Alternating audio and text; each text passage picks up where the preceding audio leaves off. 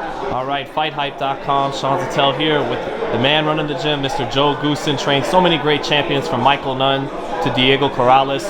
Joe, do you feel like you almost, in terms of having a fighter, like you got a new Ferrari, a new sports car, like drafting a quarterback who's got a monster arm, all the talent in the world, you know? Yeah, no, I wouldn't argue that. You know, Ryan is a very special fighter, very special personality. You know, he's got a lot going for him. It's one of the reasons why I actually packed up and came down here. There's very few fighters that could draw me out of my comfort of my own gym, my own home, and away from some other fighters. Luckily, I have a very competent associate, Jonathan Wally, who's training my two heavyweights, my three heavyweights, Chris Arreola, Giovanni Bruzone, and Gergen Hovhannissian, okay? So they're all three heavyweights. But they're in good hands back there. So to leave that and to come here and to zero in on Ryan, there's got to be something that appeals to me above and beyond almost anything else. And he's an amazing guy. He's an amazing athlete. He's a beast at training. I mean, he exceeds all expectations that you might have. I mean, last night he ran twice yesterday, probably did 10 miles. We put in, dozens of rounds in the gym. He sparred 15 rounds with 3 different guys last week. He's just in beast mode right now, and he's obsessed and possessed with, his physicality, his mental outlook, his spiritual outlook, everything. He's so focused. He's zeroed in on everything, and he's just in a great mood. We've been having a lot of fun. Don't get me wrong.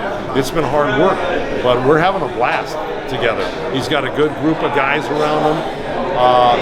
James, his brother Sean, Nick Bobby, the fighter. Nikita Bobby, yeah. Santos, Gio, his cook, Sip, his strength coach.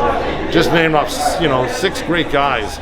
His mom and dad, we've had a lot of fun together. It's been, like I say, it's been a very good experience for me. And it's kind of why I came down here. I knew it would be good. I knew the people involved, but expressly, Ryan. I know his talent. I spotted his talent 6 years ago. He worked with me in my gym. We hit it off then. I tried to do some business with him. They went in another direction, which is fine. No hard feelings. That's why we can come back together. There was no hard feelings. It was the difference between a couple of business deals, and they went one way. And then 6 years later, it's come full circle, and I'm back with the kid that I had a lot of interest in signing and training back then.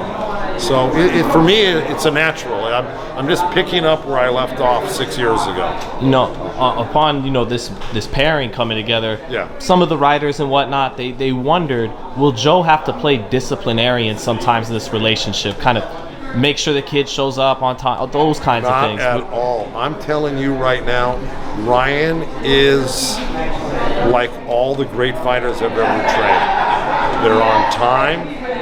They come into the gym. They turn on a different switch.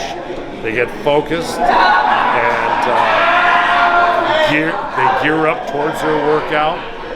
When the switch is off and you go out, everyone smiles again. But when Ryan comes in the gym, he's like that, especially on sparring day. He doesn't fool around. I don't need to discipline him in any manner, shape, or form. And I'm not really what you call a disciplinarian. I'm just a hard worker. And well, they say you don't tolerate any shit. Pardon? They say you don't tolerate any nonsense. Well, I mean, what fighter worth anything is going to give you nonsense? Most guys that are at this level or striving for the top level, they're not going to give you nonsense. They're going to give you everything they got. I guess there were great fighters in the past, like Camacho or other guys that were talented, but they wouldn't. You've got guys that would undo a lot of hard work in the gym outside the gym. That is not the case here. It's normally not the case. Normally these guys understand exactly the danger of this sport, and they understand the need to really be obsessive and possessive about what you're doing, and I don't think anybody's fooling themselves. So there's a lot of cooperation from the guys that are really focused, and they're destined for great things. They know they're destined for great things too, because you can see it. They can see it. They can look in the mirror and know who they are and where they're going. Okay?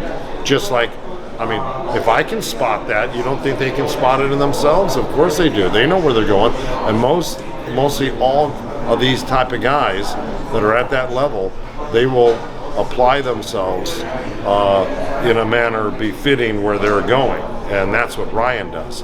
He is in beast mode right now, as I call it. He's so focused on everything he's doing.